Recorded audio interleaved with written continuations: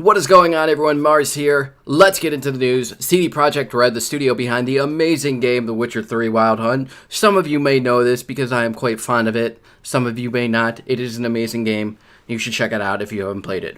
Anyways, they have announced that they will be revealing a new RPG game. It's Cyberpunk 2077. Okay, let's just get that straight. If it's something else, or if it's not a new Witcher game, people are going to be pissed. Plus, they've been working on this game since 2012, so there's no way that it's not Cyberpunk 2077. Anyways, they have confirmed that they will be revealing a new RPG game at this year's E3, and I am beyond excited to see what they have in store. Nintendo has finally announced their new Nintendo Switch Online service, which is now set to launch this September at $20 price tag for a full year of service. Not bad.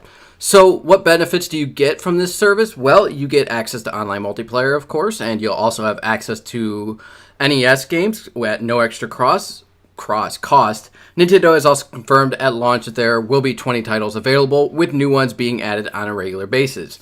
The online service also has something that a lot of Switch owners have been asking for quite a while now due to the limited capacity of the Switch storage, and that is a cloud backup save data. There isn't details yet on how much storage is going to be available, but it is still a start. I'm glad that they're bringing that in. We got a new music video from Alice in Chains for their new song, The One You Know. It's a good song. I enjoyed it. Plus, I think it's their first song in like 5 years. Check it out below. Mayday Parade has released their new music video for their new song, Piece of Your Heart. It's a cheesy, stupid adolescent love song, but what can I say? I grew up on that stuff, so of course, I can't complain too much. And it's Mayday Parade. Plus, I actually think it's one of their better songs. You guys check it out below and tell me what you think of it. Now it's time for our more controversial story over Childish Gambino, a.k.a. Donald Glover, a.k.a. Miles Morales' uncle in Spider-Man Homecoming, which makes me wonder if Miles Morales is actually going to make a appearance in the next Spider-Man movie because Peter isn't feeling too well. Also, he's Lando Calrissian, the new solo movie, and he was also supposed to release a Deadpool animated series, but that got shit-canned by Marvel. Wonderful.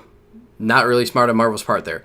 But anyways, he put out a great music video. It's not so great because of the music. I'm not really a fan of that part, but it's great because of how well developed the video is. It feels very open to interpretation on both sides of the political spectrum, and I love that. That is art right there. If you can make something like that doesn't really have a concrete ideology of political stance, if you can make something like that, both sides can have different interpretations of that, I do have to respect that. And this video does a great job of doing that. This video has these fluff moments of pop music with Glover dancing around, and then it suddenly takes these very dark turns where Glover executes both a black man playing guitar and then guns down a black church choir before immediately going right back to these happy fluff moments. All the while, throughout the song, you have this chaos going on in the background with riots and kids recording stuff on their phones, all while Glover and an entourage of what look like school children taking center stage and dancing around as a distraction. Now, you have simpletons like Haley Miller over at Huffington Post, whose immediate interpretation of this video is, oh my god, black oppression, police brutality, gun control, racism, America sucks, stop, okay? I want to say that this video goes a little bit deeper than that. How my first interpretation of it was, okay, the media's ignorance towards the high black-on-black crime rate, which I have to say now, I kind of made the mistake of saying that on CNN.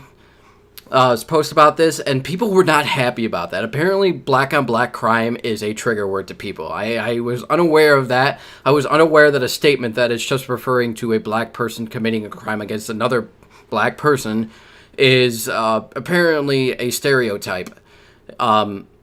It's a statement. The same way if I was to say a white person committing a crime against another white person is a white-on-white crime. I don't really understand the misinterpretation there. Anyways, but the more that I looked at this video, I think it goes even deeper than what I originally thought. I think that there's a couple more messages that are floating around here. One of them is pretty ironic to media because of how infatuated the media is with this music video. Time actually went out and got a music history professor to explore the metaphors in this video. But I think one of the metaphors that is apparent throughout the song in the video is media's obsession. And it's not even media, it's more of society's obsession with the victimization and over-sensationalization of black culture in order to push their own narratives and or distract their audience. And this, I think, is particularly true with news outlets who have been going out of their way to promote stories that have been painting black lives as victims of oppression, and the music industry who has been going out of their way to over-sensationalize black culture as a means to profit. And this professor even agrees to a sense, saying that the black school children dancing around Glover act as a distraction to the chaos that's going around them. And throughout the video, we hear various musical styles like jazz and hip-hop, and we also see Glover performing various dance moves that take elements from South African dance styles, Michael Jackson, James Brown, etc., etc. And this is all pasted right in front of the audience to focus on that while there's these riots and acts of violence that are going on in the background. And another thing I noticed, and I might be wrong on this, but I think I only saw a couple of police officers in the entire video. I don't really think I saw them committing any sorts of police brutality either.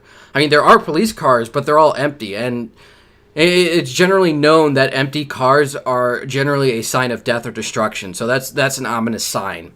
I also interpreted the acts of violence that Glover engages in this video with the execution of the black musician in the opening verse and the gunning down of the black church choir as almost a way of saying that media and society has a tendency of desensitizing violence committed in black communities. I think this is further hinted at how quickly he goes from committing these murders and then transitioning back into these happy distraction dancing segments. If he was going to go for a straight-out racism perspective, then he could have just had a white man shooting down the choir members in the background, and that would have had a much bigger, significant impact. But I think that he purposely left that vague for interpretation. Also, I do want to say that if a white artist had this imagery, had shared this imagery, had made a music video like this, how quickly would have the left lost their collective shit? I mean, how quickly would Twitter have just gone nuclear meltdown over that? And, just some final notes that I noted while watching this. One was society's obsession with social media and the drive of getting famous. There are lyrics in the song that subtly hint to this, and we do see those kids recording the violence on their phones. And there's also something else I noticed that not a lot of people touched upon, so maybe it's just me. But I also think that there was this element of portraying mental illness that played a part throughout the video, particularly with Donald Glover's sporadic behaviors, like happily dancing with the choir before freezing and then getting this dark face over him and then turning around and just gunning them all down. There's also a scene in the background where somebody actually throws himself off the top floor in like a suicide attempt. And if this was intentional, this could very easily point to society's lack of concern for mental illness. Either way around, like I said, this was a great music video with many, many ways of interpretation. And honestly, I would love to hear what your guys' interpretation of it was. So do me a favor and go check it out. And then come back here and then let me know what you took away from it. Do you kind of see what I'm coming from here? Or do you have your own perspectives on it? And if you do, feel free to let me know in the comments down below. I love to hear this kind of stuff. This is one of those music videos where two minds aren't going to think the same on this one. I mean, you could have a very different outlook on it than I do, and that's perfectly fine, and I would definitely like to hear it. With that being said, thank you all for joining me for this episode. Leave a like if you guys enjoyed it, dislike if you didn't, subscribe if you want more, and I will see you all on the next one. Mars out.